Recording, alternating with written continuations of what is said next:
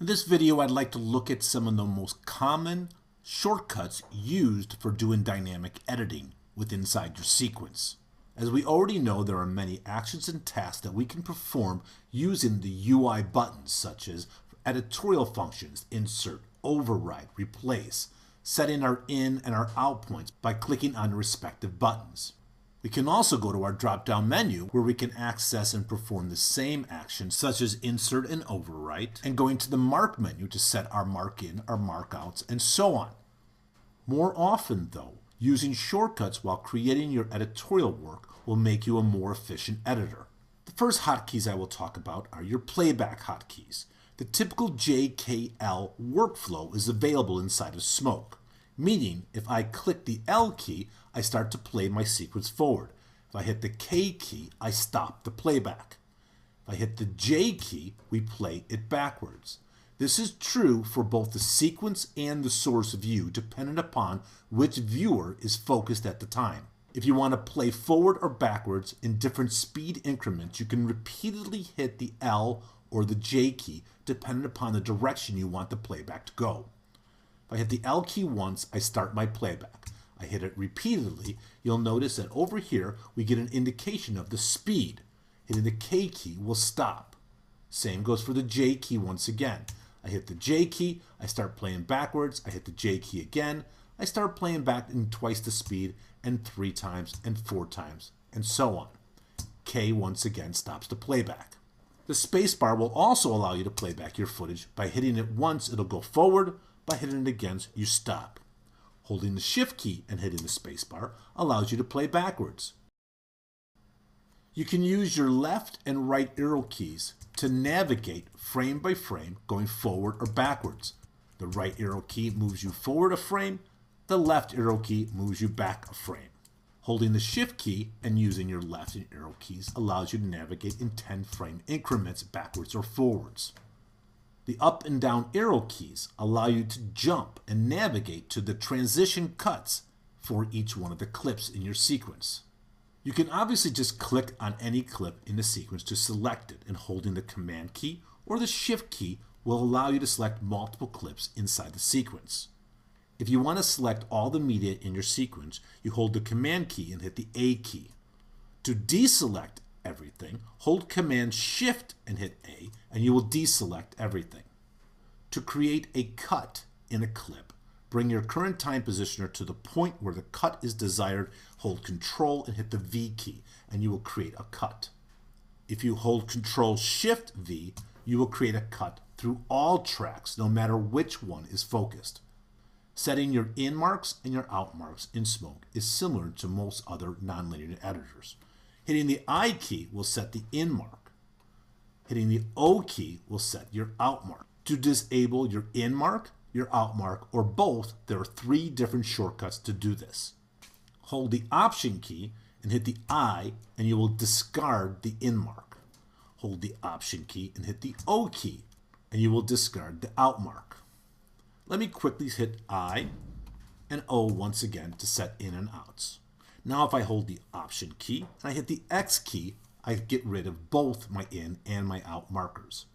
Typical editorial functions such as insert, overwrite, and replace also have shortcuts that you can use. By selecting a clip inside your media library and setting up your in and outs with your I and your O keys once again, you can now use the shortcuts of F9 for insert, F10 for overwrite, and F11 for replace.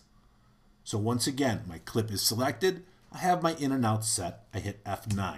You'll notice that it is inserted into the timeline. F10, it is going to be an override action. Remember, when using these shortcuts, insert, override, and replace, if you do not want the audio from the source clip to be part of the edit, you can either lock the audio layer in the sequence or in the source tab.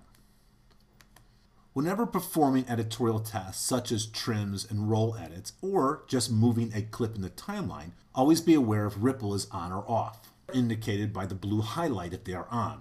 Pressing the R key will toggle ripple on and off. Pressing the N key will toggle snap on and off. If the snap option is on or off and you start to make an adjustment and you want to disable it or enable it, you can hold the Shift key and it will temporarily turn snap off if it is currently on, or it will turn snap on if it is off. So for example, once again, snap is off.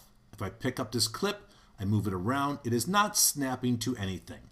If I hold the Shift key, snap is now temporarily enabled and I can snap to the head of my clip. If snap is on and I want the snapping action to take place to the tail frame of my clip that I'm moving, I can pick up my clip and then hold the Control key. Now the clip will snap to the tail of the clip that I am moving. Once you start to move a clip, and if ripple is on and you want to disable ripple, hold the Option key and the ripple option will be disabled. And obviously, if ripple is off and I pick up a clip and start to manipulate it, and I hold the Alt key, you'll see the ripple option is temporarily turned on. Another shortcut that becomes very helpful when doing your editorial work is understanding how you can trim the head or the tail of a clip to the positioner. I'll zoom in here, and if I want to trim the head of this clip to the positioner, I can hold the E key and hit the down arrow key. If I move my positioner over here and select this clip, and now if I want to trim the tail of this clip to the positioner, I hold Shift E and hit the up arrow key. You can select a cut point and slip or slide that cut point to the positioner also. For example, if I bring my positioner here with this cut point selected and I want to slip my cut to the positioner, I hold the Shift D key and hit the up arrow key. If I want to slide my cut to the positioner, I hold the D key and hit the up arrow key. These are just some of the shortcut hotkeys that are available to you when you're doing your dynamic editing in Smoke 2013. For a full list of hotkeys, I highly recommend you going to the Help menu and going to the Smoke Help, which will open up the Wiki Help page for Smoke 2013. On the front page, under Reference, you'll see the keyboard shortcuts. Click on this, and this is going to bring you to a list of all the hotkeys available to you inside of Smoke 2013. Here are the editing ones, and as you can tell, we have just covered the basics of it. There are many more for you to learn. I recommend you printing this out and keeping it nearby your computer while you are learning and working in Smoke 2013.